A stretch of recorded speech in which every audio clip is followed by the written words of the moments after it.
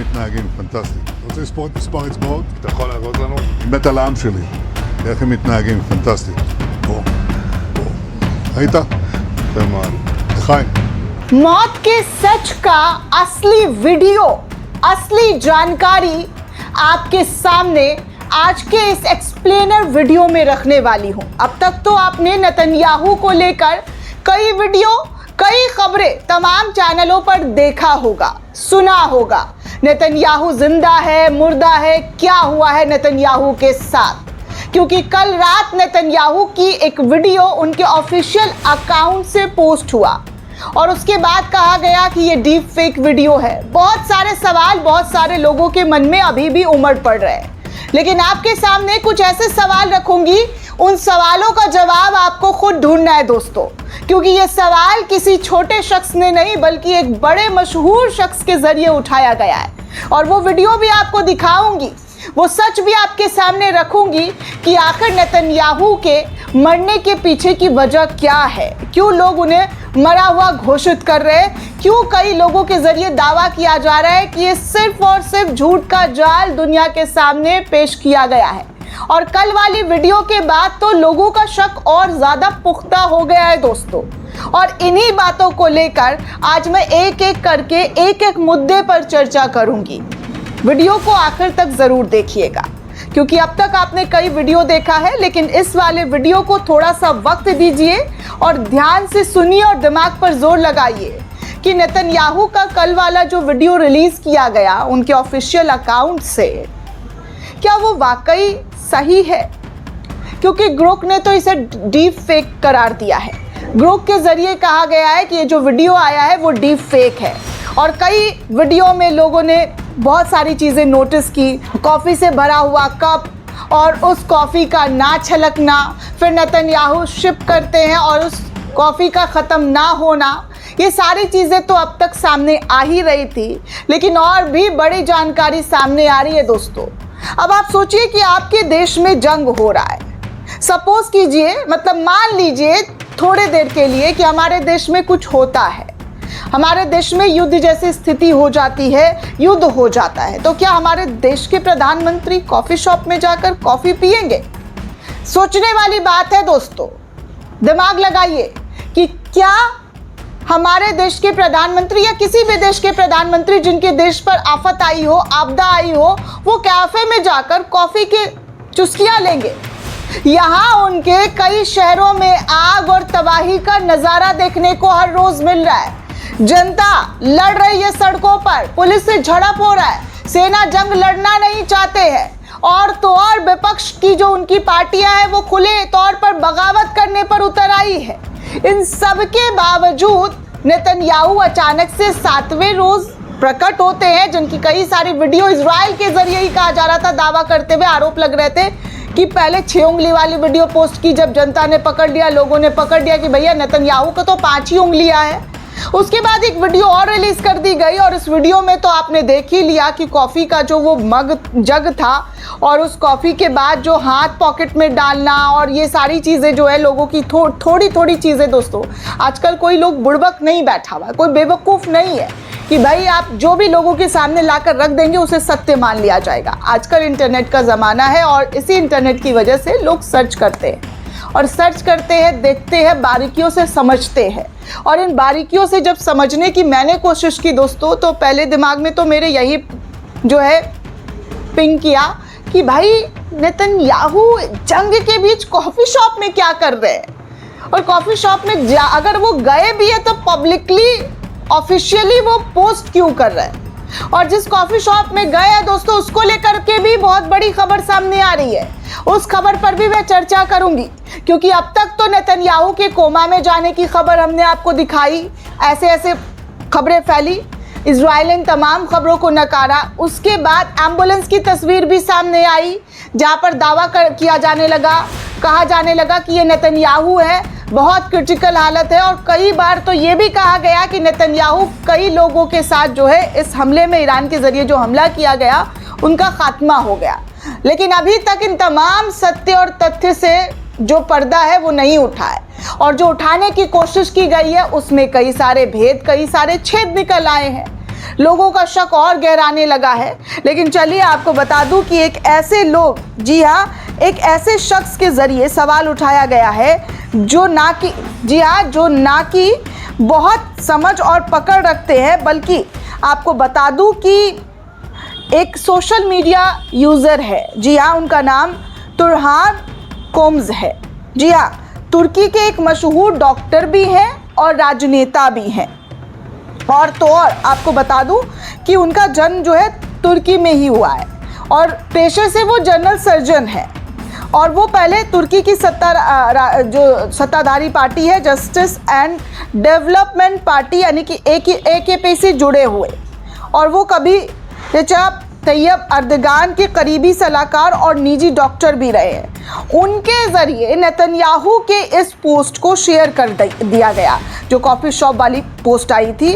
और इस viral video में, जी हाँ, इस वायरल वीडियो को लेकर उन्होंने कई अहम सवाल उठाए हैं। और जब मैंने ये सवाल पढ़ा दोस्तों, जब मैंने इनकी तमाम चीज़ें पढ़ी, क्योंकि अगर कोई छोटे मोटे लोग होते, कोई ऐसे होते, तो उनकी बातों मुझे पिन नहीं करती, लेकिन इनके ज़रिए इनके सवाल जो उठाए गए वो मैं आपके सामने रखूँगी। आप भी दंग रह जाएंगे, यकीन मानिए।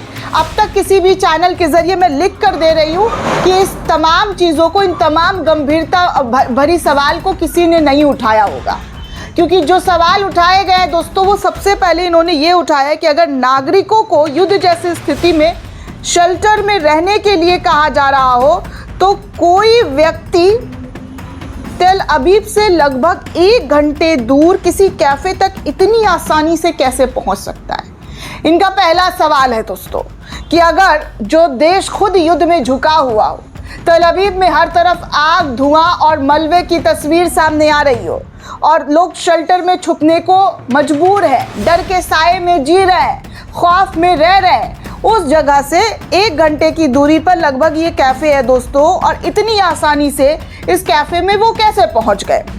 दूसरा सवाल इनके ज़रिए ये भी पूछा गया कि क्या वो कैफ़े सच में इस युद्ध के दौरान खुला भी है, और अगर खतरा सच में इतना गंभीर है तो कैफ़े के लिए पहाड़ की चोटी जैसी सबसे खुली और असुरक्षित जगह क्यों चुनी गई है, जहां पर नेतन्याहू का वीडियो शूट होता है और उस वीडियो को जो है पब्लिश किया जाता है, और नेतन्याहू के जैसे दिखने वाले शख्स, या हो सकता है नेतन्याहू ही हो या नहीं हो सकता है, क्योंकि देखिए बहुत सारे इन वीडियो पर जो है लोगों की प्रतिक्रिया सामने आ रही है। और मैं खुद नेतन्याहू के जो सोशल मीडिया पर जो वीडियो शेयर किया गया उसके कमेंट्स भी आपके सामने रखूंगी, वो भी आप देखेंगे तो आपको समझ में आएगा कि क्या सही है क्या गलत है। तब आप सोचिए कि ये कैफ़े जो है, कहा जा रहा है कि ये तो एक घंटा पहले बात तो तेल अबीब से दूर है और ऐसे असुरक्षित जगह पर है जहाँ पर पहाड़ की चोटी पर ये कैफ़े बना हुआ है। और इस जगह को नेतन्याहू ने क्यों चुना? क्योंकि किसी भी देश के प्रधानमंत्री की सिक्योरिटी सबसे ज़्यादा इंपॉर्टेंट होती है दोस्तों, और जंग के बीच वो किसी ऐसे खुले जगह में नहीं जा सकते जहाँ पर जान का खतरा हो, ईरान के मिसाइल का डर हो। लेकिन यहाँ पर नेतन्याहू ने ये वाला कैफ़े चुना है। अब ये पूछ रहे हैं कि ज़रा बारीकियों पर ध्यान दें। कॉफ़ी का कप ऊपर तक भरा हुआ है, एकदम लबालब भरा हुआ है, वीडियो में भी आपको नज़र आ रहा होगा। झाग तक बाहर निकल रहे, लेकिन उसे ले जाते समय एक बूंद कॉफ़ी का नहीं गिरता है दोस्तों। उसमें फिर घूंट लिया जाता है, सिप किया जाता है, फिर भी कप में कॉफ़ी का स्तर लगभग वहीं का वहीं दिखाई देता है। काउंटर के पास एक पोस्टर लगा है जिस पर लिखा है कि हमारे छोटे और वीर राज्य की आज़ादी के 70 साल हुए। इजराइल ने अपनी 70वीं वर्षगांठ 2018 में मनाई थी दोस्तों। क्या ये पोस्टर सच में 8 साल पहले से वहीं लगी हुई है?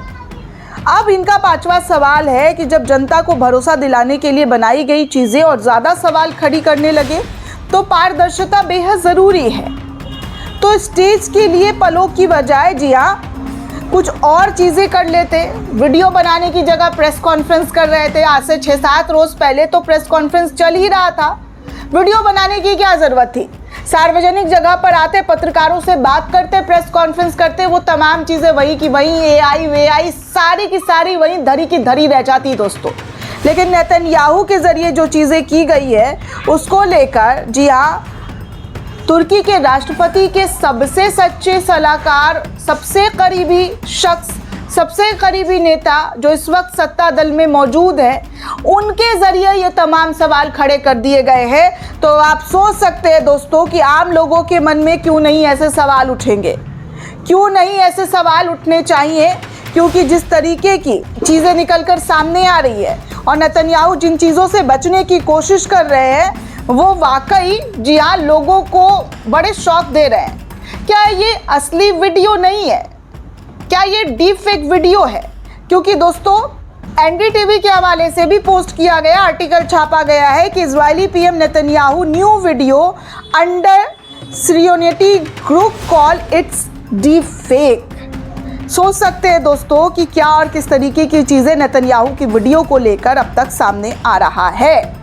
आगे आपको एक और तस्वीर दिखाऊंगी और उस तस्वीर के माध्यम से दोस्तों आपको खुद ही अंदाज़ा होगा कि क्या और किस तरीके की चीज़ें देखने सुनने को मिल रही है।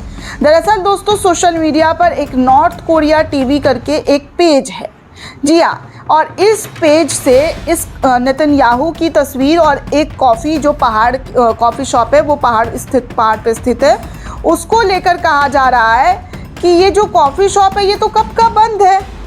जिस कॉफ़ी शॉप से नेतन्याहू कॉफ़ी सिप करके पी रहे हैं उस कॉफ़ी शॉप के बारे में ये जो पेज है इससे ये खबर साझा की गई है कुछ तस्वीरों के साथ। कहा जा रहा है कि जो यरूशलेम में स्टाफ नाम की जो कॉफ़ी शॉप है वो ईरानी हमले के कारण इस समय पूरी तरीके से शट डाउन है।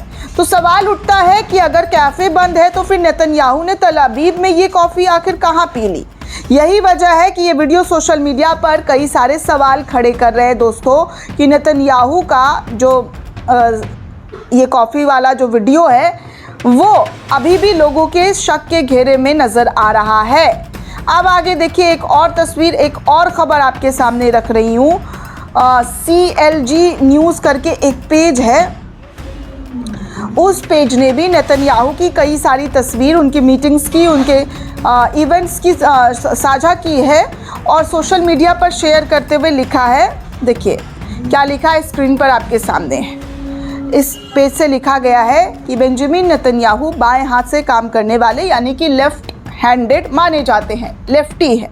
लेकिन आज जो कॉफ़ी शॉप वाला वीडियो सामने आया उसमें वो कॉफ़ी दाएं हाथ से पीते हुए नज़र आ रहे हैं, दिखाई दे रहे हैं। एक बात यहाँ पर मैं आपको बता दूँ कि मैं खुद लेफ्टी हूँ, तो मेरा जो काम होता है, जो पहला मेरा रिएक्शन होता है, मैं लेफ़्ट हैंड से ही चीज़ों को उठाती हूँ, चाहे वो कॉफ़ी हो, खाना हो, कोई भी चीज़ हो। भले ही मैं बाएं हाथ से खाऊं लेकिन मेरी जो पकड़ है वो इस हाथ से है। तो मैं जो सोचिए मैं खुद लेफ्ट हैंडेड हूँ, जैसा कि कहा जा रहा है, दावा किया जा रहा है कि नेतन्याहू भी लेफ्टी हैं, लेकिन उनका जो वीडियो आया है वो राइट हैंड से उठाता हुआ। कोई लेफ्ट हैंडी जो है राइट हैंड से पहले ही सामान नहीं उठा सकता। ये मैं अपना पर्सनल, जी हाँ, पर्सनल एक्सपीरियंस बता रही हूँ, क्योंकि मेरे ज़रिए भी लेफ्ट हैंड से ही सारी चीज़ें उठाई जाती है और मैं अपने ज़्यादातर कामों को इसी हाथ से करती हूँ, चाहे वो लिखना हो, टाइप करना हो या कुछ भी खाने की चीज़ें उठानी हो या कोई काम भी क्यों ना करना हो, यहाँ तक कि अपने फ़ोन को भी मैं आपने हमेशा नोटिस किया होगा कि इसी हाथ से उठाती हूँ। लेकिन नेतन्याहू का ये जो वीडियो आ रहा है इसमें आप देख सकते हैं कि ऐसे ऐसे सवाल भी दागे गए हैं कि क्या और किस तरीके की चीज़ें जो है नेतन्याहू को लेकर निकलकर सामने आ रही है कि भैया उनका जो उठाने का स्टाइल था और जिस तरीके से कप उन्होंने पकड़ा है वो और भी ज़्यादा, जी हाँ, वो और भी ज़्यादा सवालों और शक के घेरे में दिखाई दे रहा है। अब देखिए एक और यूज़र है नवाजिश अहमद करके, उन्होंने भी नेतन्याहू से जुड़े हुए वीडियो को शेयर किया है।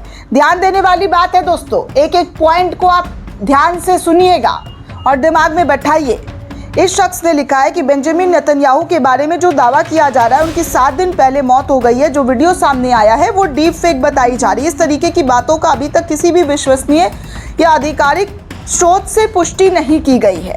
इस तरीके की खबर अक्सर सोशल मीडिया पर अफवाह या गलत हो सकते हैं, गलत तरीके से फैलते हैं। अगर वास्तव में किसी देश के प्रधानमंत्री की मौत हो आमतौर पर तो सरकार की ओर से आधिकारिक घोषणा होती है। बड़े अंतर्राष्ट्रीय मीडिया जैसे BBC, रॉयटर्स, AP आदि तुरंत इसकी रिपोर्ट करते हैं। देश में राजनीतिक और प्रशासनिक प्रक्रिया शुरू हो जाती है। अभी तक ऐसी कोई पुष्टि सामने नहीं आई है, इसलिए इस दावे को सच मानना अभी फ़िलहाल लोगों के लिए सही नहीं है। जहाँ तक कहा जा रहा है कि भरोसेमंद आधिकारिक तौर पर कुछ पुष्टि नहीं हो जाता, इस खबर को प्रोपोगेंडा ही माना जाएगा, क्योंकि जिस तरीके की चीज़ें देखने सुनने को मिल रही है वो ये है कि मतलब अभी तक पुख्ता कोई भी चीज़ नज़र नहीं आई है। लेकिन जो सवाल उठे हैं उन सवालों का जवाब लोगों के मन में ज़रूर है दोस्तों, और उन सवालों का जवाब जो है नेतन्याहू को खुद देना होगा। जिस तरीके से वीडियो आकर उन्होंने बनाया और इस वीडियो को लेकर कई तरीके के सवाल खड़े हो रहे हैं, असलियत देश के सामने, दुनिया के सामने आना ही चाहिए। वहीं दोस्तों ईरान के कमांडर के जरिए दावा किया जा रहा है IRGC के जरिए कि ईरान ने 200 दुश्मनों के रणनीतिक ठिकानों पर हमला किया है। 4 थर्ड मिसाइल डिफेंस सिस्टम को अमेरिका के ख़त्म कर दिया है। युद्ध से दुश्मनों को लगभग 1.5 बिलियन प्रतिदिन का नुकसान हो रहा है। 18 जहाज़ों और तेल टैंकरों को निशाना बनाया गया है। ऐसा दावा ईरान के मिलिट्री के जरिए की जा रही है। आगे कुछ और तस्वीरें आपको दिखा दूं दोस्तों, उन तस्वीरों को भी आप देखेंगे तो कहा जा रहा है कि ईरान में जी हाँ लंबी कतारें लगी हुई है। इस वक्त देश छोड़ने भागने के लिए नहीं बल्कि ईरानी शहर में चेक पोस्ट पर स्वेच्छा से ईरान की सरकार की मदद कैसे की जाए, इसके लिए वॉलंटियर के तौर पर ईरान की जनता लाइन में लग कर सुरक्षा बलों की कमी को पूरा करने की कोशिश कर रही है। सिर्फ 2 घंटे के भीतर बड़ी संख्या में ईरान के लोग इकट्ठा हुए और अपनी सरकार की मदद जो है कुछ इस प्रकार से करते हुए नजर आ रहे हैं। अब आप सोच सकते हैं कि ये लोग कितने ज़्यादा हिम्मत वाले हैं। एक तरफ कुछ लोग बंकर में छुप जाते हैं, मौत का डर हर किसी को डराता है, लेकिन ईरान में शायद लगता है मौत का डर ही नहीं है। ऐसा लग रहा है कि सर पर कफन बांध करके ही ये लोग निकल चुके हैं। चाहे महिलाओं को देखिए, पुरुषों को देखिए, हर कोई इस लड़ाई को अपनी लड़ाई, अपना जंग मानकर ज़मीनी स्तर पर खड़ा हुआ है। वहीं दोस्तों आपको बता दूं कि IRGC की तरफ से ललकार जो है अमेरिका और इजराइल को दिया गया। कहा गया कि हिम्मत है तो खाड़ी में जहाज़ भेज कर दिखाओ। जी हाँ, IRGC के जरिए ये बड़ी चुनौती दी गई है कि हिम्मत है तो आकर हमसे जंग लड़ो और एक भी जहाज़ को खाड़ी में भेजो, फिर उसके बाद हम बताएंगे कि क्या होता है। खैर, नेतन्याहू की इन तमाम वीडियो के बारे में जो मैंने डिटेल में आपको जानकारी दी है, जो नई खबर, नई रिपोर्ट आपके सामने रखी है, उस पर आप क्या सोचते हैं दोस्तों? क्योंकि मौत की असली वीडियो अभी तक किसी के पास नहीं आई है और सच क्या है ये किसी को नहीं पता। नेतन्याहू ने भले ही वीडियो डाल दिया हो, लेकिन इस वीडियो के बाद और भी ज़्यादा लोगों के मन में शक शुबा फैलता हुआ नज़र आ रहा है। लोगों के मन में कई सारे सवाल खड़े हो रहे हैं। हालांकि हम आपको एक बार फिर से इस वीडियो के माध्यम से कह दूं कि अभी तक कोई भी आधिकारिक तौर पर स्टेटमेंट नहीं आया है, इसीलिए इन तमाम चीज़ों के बारे में कोई भी पुख्ता तरीके से क्लेम नहीं किया जा सकता है। सवाल तो उठेंगे और उन तमाम सवालों को आपके सामने रखना मेरा काम है और मैं वही हमेशा करती आई हूँ और आगे भी करती रहूँगी, क्योंकि जो मन में है उसको मन में नहीं बल्कि दुनिया के सामने लाकर रखना चाहिए। क्योंकि जो चीज़ें इस वक्त दुनिया के सामने है वो कोई आपकी अपनी पर्सनल चीज़ें नहीं है, बल्कि वैश्विक लेवल पर चीज़ें हैं, इंटरनेशनल लेवल पर। और ये युद्ध काफ़ी आगे तक पहुँच चुका है। इस युद्ध में कौन देश जीतता है, कौन हारता है, ये तो वक्त ही बताएगा। लेकिन फिलहाल किसका पलड़ा भारी है वो धीरे धीरे क्लियर होता हुआ नजर आ रहा है। दोस्तों, ये पूरी रिपोर्ट आपको कैसी लगी हमें कमेंट करके ज़रूर बताइएगा। साथ ही साथ चैनल को ज़्यादा से ज़्यादा लाइक, शेयर और सब्सक्राइब करना बिल्कुल भी ना भूलें। शुक्रिया।